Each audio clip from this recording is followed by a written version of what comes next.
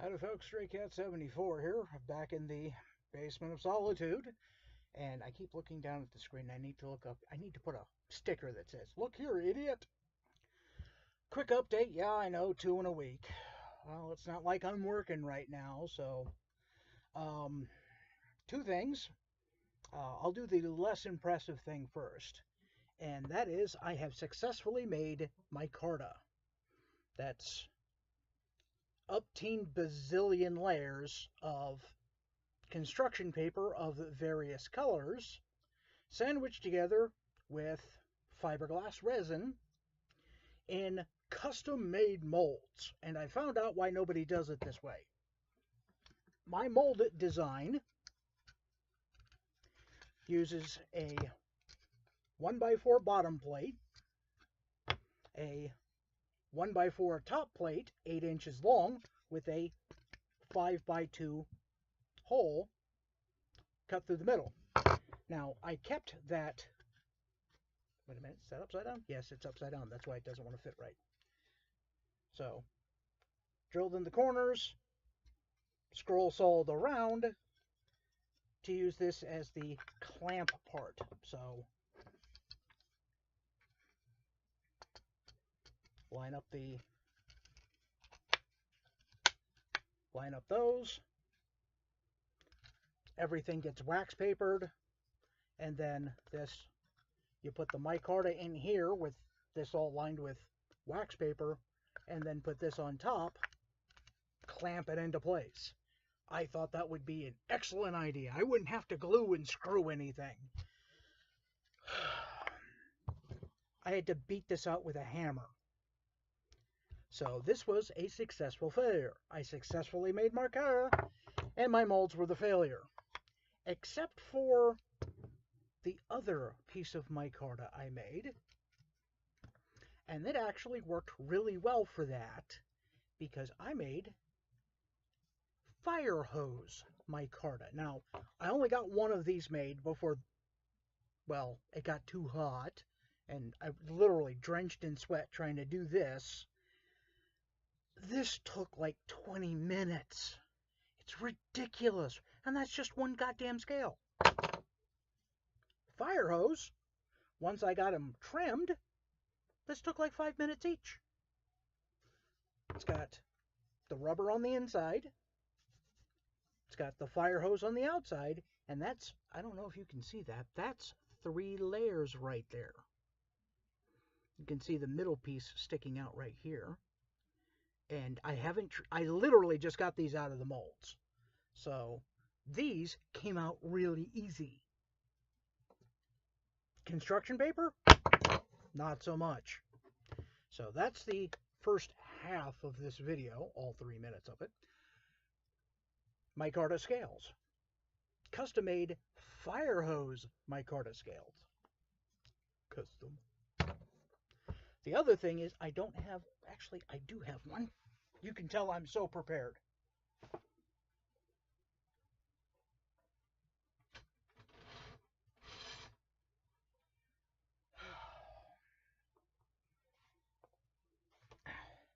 This is a ferriers rasp.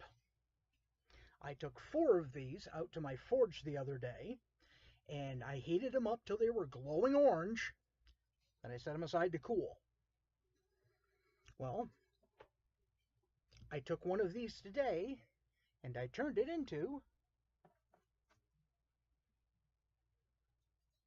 this. Now, first thing I'm going to show you. Big difference, huh? And that's, if you line them up, actually, let me do it this way. Up to about there, it's the same. Then I pinched here and stretched that out to get more knife tang. You can see this, I haven't done any, I literally just pulled this one out of the box. I haven't done anything with this. It's old, it's rusty, and you know, it's a used farrier's rasp. So now check that out. After I annealed it, I ground these smooth. Ground that side mostly smooth.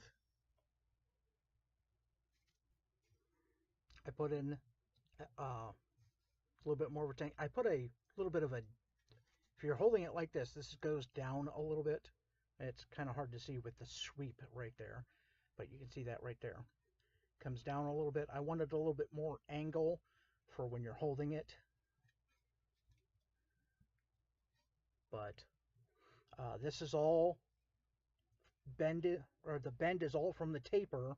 I tried to straighten it out, but the more I put taper in it, the more it bananaed off to one side. And as you can see, I can't see the screen because my hands are in the way. It's more or less straight. There's a little bit of a whoop-de-doo back here a little bit, and it's having, my camera's having trouble. How about that?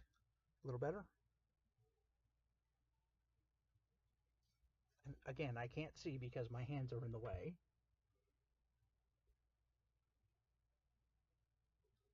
The tip is a little off center, but other than that, for the tip, I literally beat on both sides here and was trying to stretch it out, and it kept going off to one side.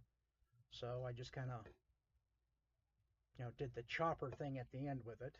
It's got a little bit of a false edge on the back here.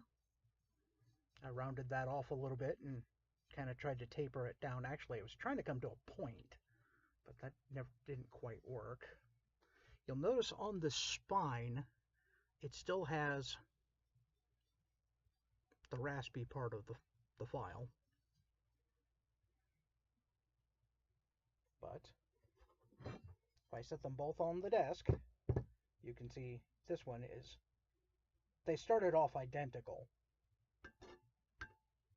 Now this one's mucho longero. Yeah, I don't do Spanish.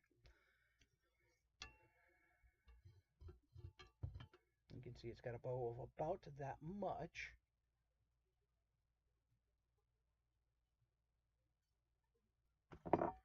This has been normalized 3 times, and I don't have enough peanut oil. To put in my quench tank, I've only got up to about here. And quenching half the blade, seriously? You're going to do that again? Quenching half the blade doesn't help me none. So, I mean, I could quench in water, but I don't want this thing shattering on me. You can see a little bit right here where, as I was squeezing it this way, it was trying to go that way, and I had to beat it flat and then grind that out a little bit. Most of this edge is beveled in, that hammer beveled in, and then the rest of it is grinding it. You'll see a little, that's borax that I was using for forge welding the other day, and I must not be getting the heat because I couldn't get the cable to forge weld properly, so that's on the back burner for right now. I'm gonna have to clean that up and untwist it and flux it again because the weld didn't take. But that's from all the borax I was using that puddled in the bottom of my damn forge. Also, every single one of these I did had a bow in it. There's no way I'm going to be able to bend this, but they were kind of going whoop. It was only like 1/4 of an inch, but it was visible. So that's one of the reasons I gotta straighten the tip a little bit. I got a little bit more bulk grinding to do, but yeah, I need oil, and then this will be getting fire hose micarta handles. So it's going to end up looking something like that. And I haven't decided if I want to put a piece of brass here or not. This shines up really nice when I had it all ground out before I started to normalize it. So nice, bright and shiny. So a piece of brass there. The micarta grips and whew, yeah, I'm never gonna forget that smell.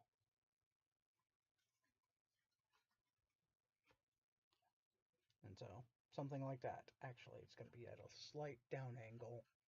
So that's matching the angle of the tang there. So that's what she'll look like eventually. Um, this is not particularly straight because I'm limited in my grinders. As some of you know, I had a guy steal $12,000 worth of my tools, including my anvil and my grinders and my bench vise.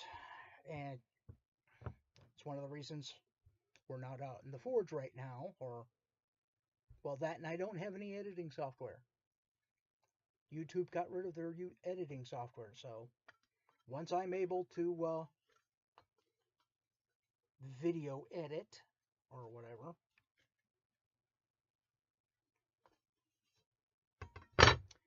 So anyway, like and subscribe. I'll put a thing in the description if you want to donate to my PayPal for buying either more crap to turn into a knife. Ow.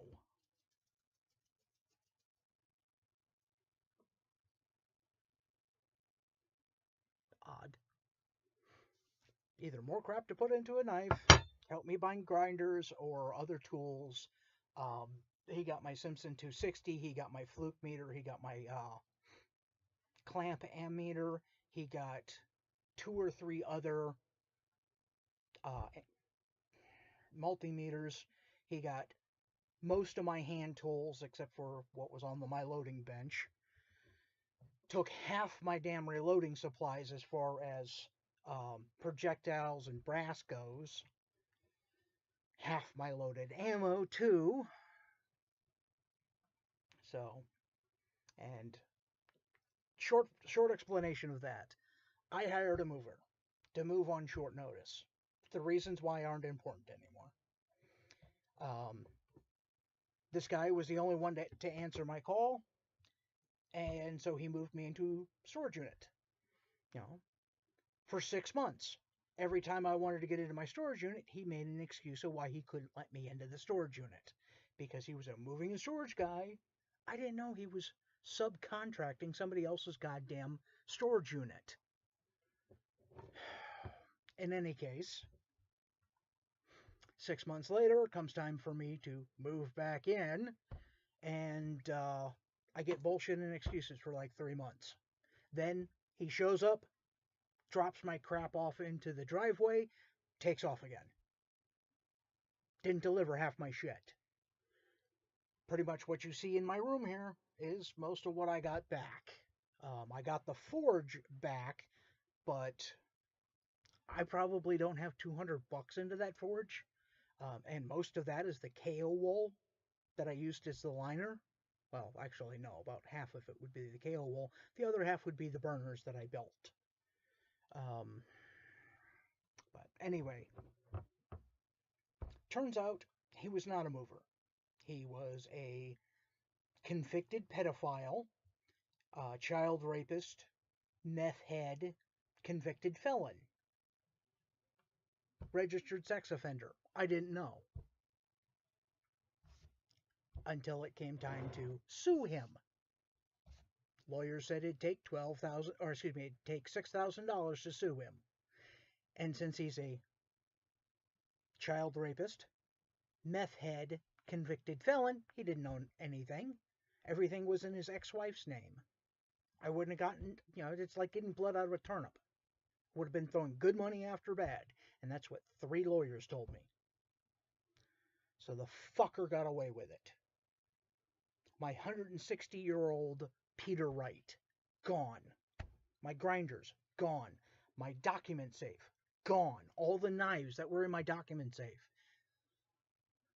The titles to my pickup truck and my motorcycle, gone.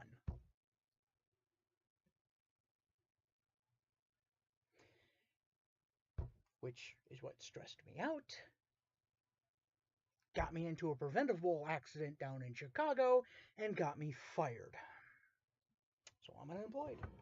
Hence why I'm doing this. Why I'm doing this. And why I'm doing that.